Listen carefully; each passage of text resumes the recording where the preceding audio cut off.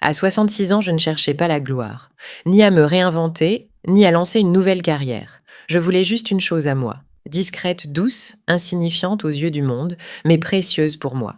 La peinture. Tout a commencé lorsque j'ai retrouvé mon vieux carnet de croquis dans le grenier coincé entre des vêtements de bébé et les tissus de patchwork de ma défunte mère. Les pages étaient jaunies, les traits de crayon estompés. Mais la joie que j'ai ressentie en les feuilletant, elle était intacte, vivante, comme si j'avais ouvert une fenêtre oubliée. Ce soir-là, une tisane à la camomille à la main, j'ai cherché des cours d'art locaux. J'en ai trouvé un, ou 12 par séance, les mardis et jeudis à la maison de quartier. Les seniors avaient une réduction. La biographie de l'enseignante disait qu'elle aidait à redécouvrir l'expression à tout âge. Cette phrase m'a conquise. Je l'ai annoncée à mon fils Clément pendant le dîner. Je vais prendre un atelier de peinture, dis-je presque timidement. Juste 2 fois par semaine. Il a à peine levé les yeux de son téléphone. Combien? 12 € par semaine, par séance.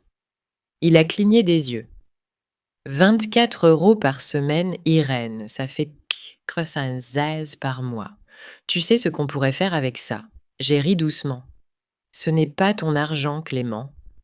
Il a haussé les épaules. Quand même, c'est des courses. Ou les fournitures scolaires d'Adrien, ou autre chose. Je me suis tournée vers ma belle-fille Sabine, espérant un peu de chaleur. Elle m'a offert ce sourire crispé, un sourire qui ne monte pas aux yeux. On manque déjà d'aide pour garder Adrien, dit-elle. Tu es sûre que c'est le moment pour un passe-temps? Juste 2 matinées, dis-je. J'ai vérifié. Ça ne perturbera pas l'emploi du temps d'Adrien. Sabine a remué sa soupe. Quand même, les imprévus arrivent. Peux-tu vraiment t'engager à ton âge? Je me suis redressée. Je pense pouvoir manier des aquarelles. Clément a posé sa cuillère un peu trop fort. Écoute si c'est pour trouver un sens ou je ne sais quoi, d'accord. Mais ne t'attends pas à des bravos. Sois réaliste. Je n'ai rien ajouté. J'ai souri et fini ma soupe. Ce soir-là, j'ai rempli le formulaire d'inscription et payé en ligne. J'étais nerveuse. Mes mains tremblaient, légèrement en tapant. Mais plus que ça, j'étais excitée. Cela faisait des années que je n'attendais rien avec impatience. Des décennies peut-être. Mais ceci, c'était juste pour moi. Le matin de mon premier cours, j'ai mis un cardigan bleu ciel et attaché mes cheveux en un chignon bas, comme autrefois pour la tenue du dimanche quand je m'habillais pour autre chose que la lessive ou les courses. J'ai même porté des boucles d'argent que je n'avais pas touchées depuis des années. De petites choses, mais elles me faisaient sentir à nouveau une personne. Jeanne avait promis de me rejoindre là-bas. Elle suivait un cours de poterie à côté et disait que l'atelier de peinture avait la plus douce lumière naturelle de tout le bâtiment. Je suis sortie serrant mon sac en toile comme un billet d'or. Pour la première fois depuis des années, j'étais en avance pour quelque chose qui n'avait rien à voir avec cuisiner, veiller ou gérer des crises. Mais à l'accueil, la femme en cardigan vert a levé les yeux perplexes. Non, Irène Carpentier. Elle a froncé les sourcils et tapé quelques touches. Puis encore. Désolée, Madame Carpentier, votre inscription n'apparaît pas. Impossible! Je me suis inscrite en ligne la semaine dernière, payée intégralement. Son sourire s'est effacé. Je vois une annulation ici. Les frais ont été remboursés. Mon cœur serré. Remboursés où? Sur la même carte. Mais l'annulation n'a pas été faite en ligne. Bon. Quelqu'un est venu en personne. Ma gorge s'est asséchée. Je l'ai remercié froidement et suis sortie chaque pas plus lourd que le précédent. Je n'ai même pas appelé Jeanne. Je suis rentrée directement. Clément était dans la cuisine tenant Adrien, pendant que Sabine riait à quelque chose sur son téléphone. Une odeur de gaufre emplissait l'air. Je suis restée dans l'embrasure un long moment avant de parler. L'un de vous a-t-il annulé mon atelier de peinture? Clément m'a jeté un regard désinvolte. Ouais, c'est moi. Mon estomac s'est noué. Tu as fait quoi? Il a déplacé Adrien sur son autre hanche, comme si j'avais demandé s'il avait sorti les poubelles. Irène, tu vas vraiment t'énerver pour ça? Ce n'est pas comme si tu allais persévérer. Ma voix était basse. C'était à moi de décider.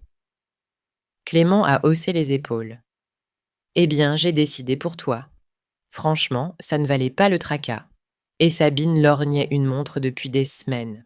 J'ai pensé, pourquoi pas? C'est ton argent, mais il me reviendra de toute façon. Autant qu'il serve à quelque chose. Sabine a relevé les yeux brusquement. Clément, quoi? Dit-il, nous regardant tour à tour. Ce n'est pas comme si elle allait faire carrière en peinture. C'est un loisir, pour s'amuser. Quelque chose en moi s'est brisé, pas bruyamment, pas violemment, juste définitivement, comme une fissure qui s'ouvre enfin. Je me suis inscrite parce que je voulais quelque chose pour moi, dis-je doucement. Pour une fois. Il a souri comme pour adoucir le coup. Et tu l'as fait. Tu as prouvé que tu pouvais encore. Tu devrais être fière. Mais je ne l'étais pas. J'étais furieuse. Je me suis tournée et suis retournée dans ma chambre. Mes mains tremblaient en fermant la porte. Il n'avait pas juste annulé un cours. Il avait volé un morceau de mon indépendance et appelé ça de l'amour. Je suis restée assise au bord de mon lit longtemps fixant le mur nu. Sans pleurer, sans parler, juste à me souvenir. Clément avait toujours été le brillant, rapide avec les chiffres, doué pour les discours charmants, de cette manière qui faisait rayonner les professeurs et hocher la tête aux voisins. C'était le garçon qu'on louait, le garçon pour qui je donnais tout. Quand son père Maurice a perdu son emploi la 2e année de notre mariage, j'ai pris des gardes de nuit à la cantina hospitalière. Les journées commençaient avant l'aube et finissaient après minuit. Je préparais des déjeuners avec du riz froid et des œufs, recousais ses jeans usés et utilisais de vieilles boîtes à chaussures pour trier les factures par couleur. Bleu pour les services publics, rouge pour le médical, jaune pour les retards. Nous n'avions pas grand-chose, mais Clément ne le savait jamais. Je m'en assurais. Il avait toujours des cahiers propres, une calculatrice fonctionnelle et des chaussures qui ne grinçaient pas. Je me souviens quand il avait 9 ans, il m'a demandé si nous étions riches, parce qu'un ami disait que seules les mamans riches repassèrent les chaussettes de leurs enfants. J'ai ri. Non, mon chéri, nous sommes juste prudents. Il a souri. Alors j'ai de la chance. Ce soir-là, j'ai sauté le dîner pour qu'il ait une seconde portion. Quand les lettres d'admission à l'université sont arrivées, Clément a été accepté dans une bonne école, hors région coûteuse prestigieuse. Il hésitait inquiet pour l'argent.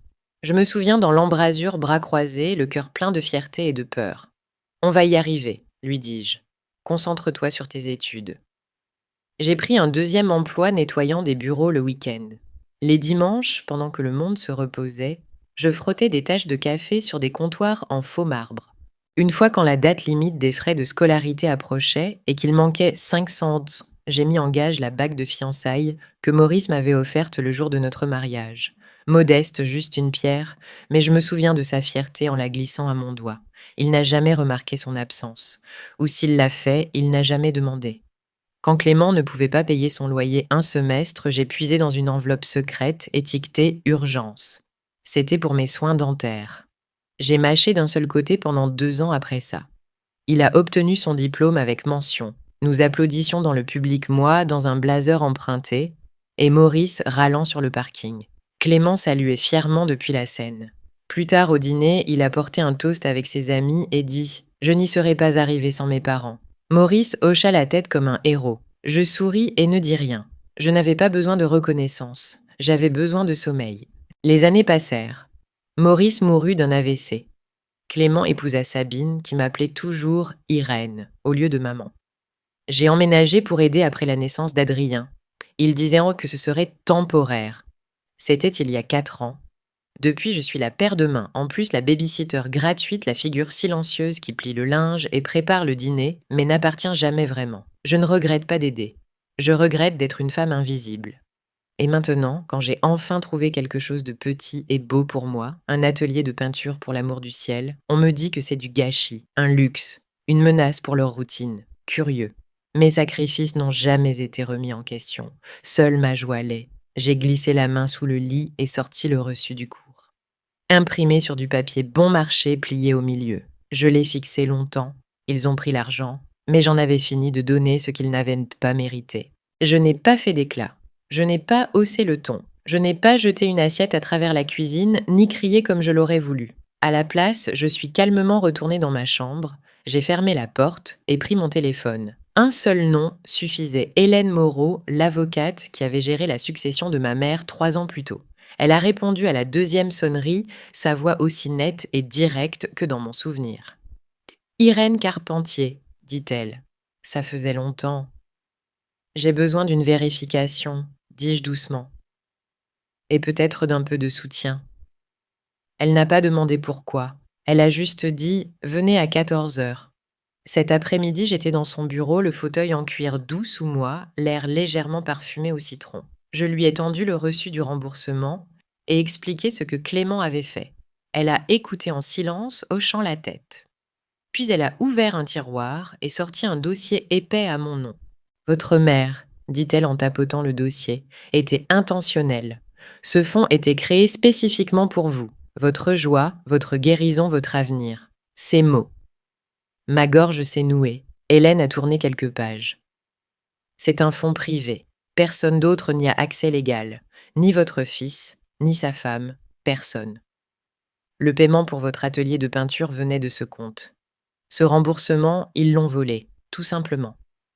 Je me suis adossée, laissant le poids de ces mots s'installer. Ils pensent que c'est de l'argent partagé, dis-je. Que tout est familial. Hélène s'est penchée. Ce n'est pas le cas. Et s'ils y ont touché sans consentement, ce n'est pas juste immoral, c'est passible de poursuite. Je ne voulais pas de tribunal, pas de scandale, mais je voulais qu'ils sachent qu'ils ne pouvaient plus me piétiner. Je voudrais déposer une plainte formelle, dis-je. Hélène a souri.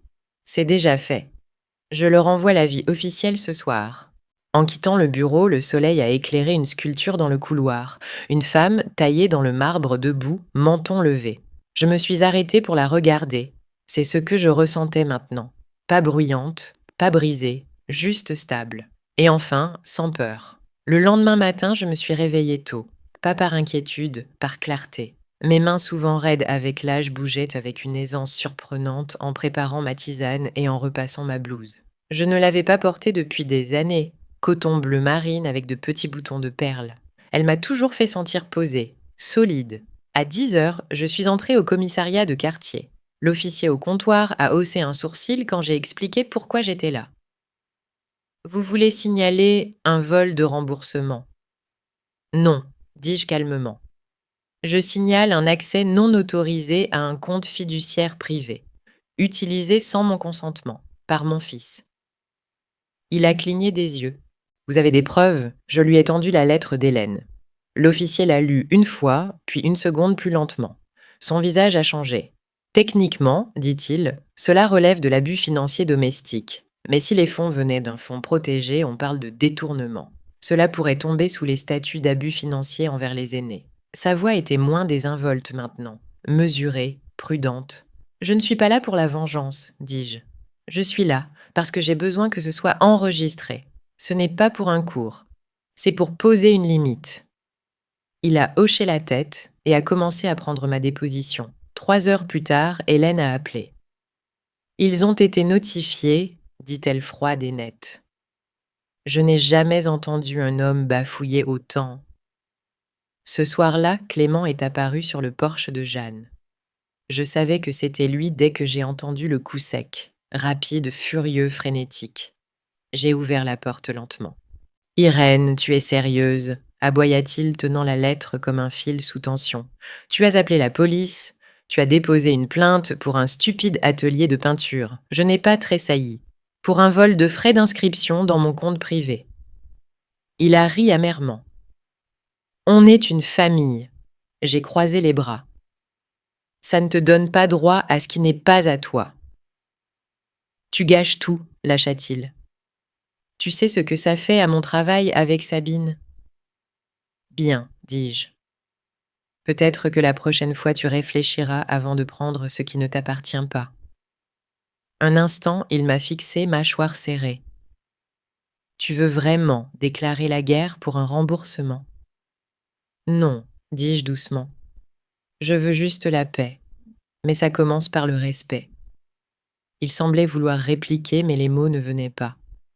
Il s'est retourné et a claqué le portail si fort que le carillon avant de Jeanne est tombé. Je l'ai ramassé doucement, l'ai raccroché et j'ai souri. Le vent reviendrait. Mais cette fois, j'avais des racines. C'est Jeanne qui l'a suggéré. « Écris-le, dit-elle en me versant une tisane. Tout. Pas pour eux, pour toi. Pour chaque femme à qui on a dit de se taire. Au début, j'ai résisté. À quoi bon écrire? Mais ce soir-là, je me suis assise dans sa chambre d'amis, sous la douce lueur de la lampe de bureau, le vent frôlant les rideaux, et les mots ont jailli. Je n'ai pas nommé de nom, pas accusé. J'ai simplement dit la vérité. Comment j'avais abandonné mes pinceaux et mes rêves pour la maternité. Comment on m'avait dit qu'à 66 ans, ma joie était du gâchis. Comment ceux que j'aimais le plus m'avaient pris quelque chose. Pas juste un remboursement, mais la croyance que je comptais. Et comment je l'avais repris silencieusement, patiemment. Le texte a été publié sur blog Les Fils d'Argent, un espace pour les femmes âgées qui se retrouvent. Je l'ai intitulé « Mon fils a volé mes rêves de peinture pour une Rolex ». Mais j'ai repris bien plus que l'argent. Jeanne a souri en lisant le brouillon. « Ce titre mort », dit-elle fièrement. Je pensais que quelques personnes le liraient, peut-être commenteraient, peut-être hocheraient la tête en murmurant « moi aussi ». Mais le lendemain, il avait été partagé plus de 2000 fois. L'après-midi suivant, des radios locales en citèrent des extraits. L'an prochain. Le texte a été repris sur un site national pour le bien-être des femmes. Une chroniqueuse l'a appelé « une révolution discrète enveloppée d'aquarelles ». Je n'avais pas mesuré son impact jusqu'à ce que Clément m'appelle la voix tendue. « Qu'as-tu fait, bon sang ?» J'étais en train de dessiner une scène du jardin de Marie. Je n'ai pas arrêté. « Tu as écrit ce blog » cracha-t-il. « Celui qui circule dans les canaux Slack de ma boîte. Les gens l'envoient comme un manifeste. Un manager m'a demandé si j'étais ce fils. »« Tu l'as nié » demandai-je, continuant à dessiner. Il s'est tu. La semaine suivante, son département l'a discrètement réaffecté. Pas de blâme officiel, juste des murmures, moins de réunions, moins de responsabilités. Il est revenu sur le porche de Marie, les yeux rougis amers. « Tu m'as humilié. »« Non, dis-je. Tu t'es fait ça tout seul. J'ai juste dit la vérité. » Il ouvrit la bouche pour répondre, mais rien n'est venu. Parfois, le silence est le seul miroir assez fort. J'ai fermé la porte. Le vent frisait mon esprit comme un ruban. Cette fois, il portait mon histoire. Et le monde écoutait. Sabine est venue me voir une semaine après que l'histoire a éclaté. Sans caméra, sans sourire crispé, sans Adrien dans ses bras. Juste Sabine, épuisée, silencieuse, secouée comme je ne l'avais jamais vue. Elle se tenait sur le porche de Jeanne, tordant la sangle de son sac. « J'ai besoin d'un moment, » dit-elle. J'ai hoché la tête et me suis écartée. Nous sommes restés en silence un moment. Elle regardait la pièce comme pour trouver un ancrage. Puis enfin, elle a dit « Je ne savais pas. Pour le remboursement, pour l'atelier, pour ce que Clément avait fait. Je n'ai pas répondu. Je n'allais pas faciliter les choses. Des larmes ont perlé dans ses yeux. Il m'a menti. Il a dit que tu avais changé d'avis, que tu trouvais ça trop. Il a même dit que tu avais proposé l'argent pour l'anniversaire d'Adrien. » J'ai haussé un sourcil. Une montre pour l'anniversaire d'un tout petit. Elle a eu un rire amer. Non, pour moi. Il disait que je méritais quelque chose de beau. Ses épaules se sont affaissées.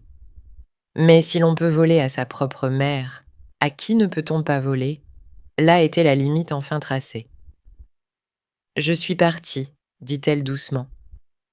J'ai pris Adrien et je me suis installée chez ma sœur. Je ne sais pas si je reviendrai. Je ne pense pas pouvoir.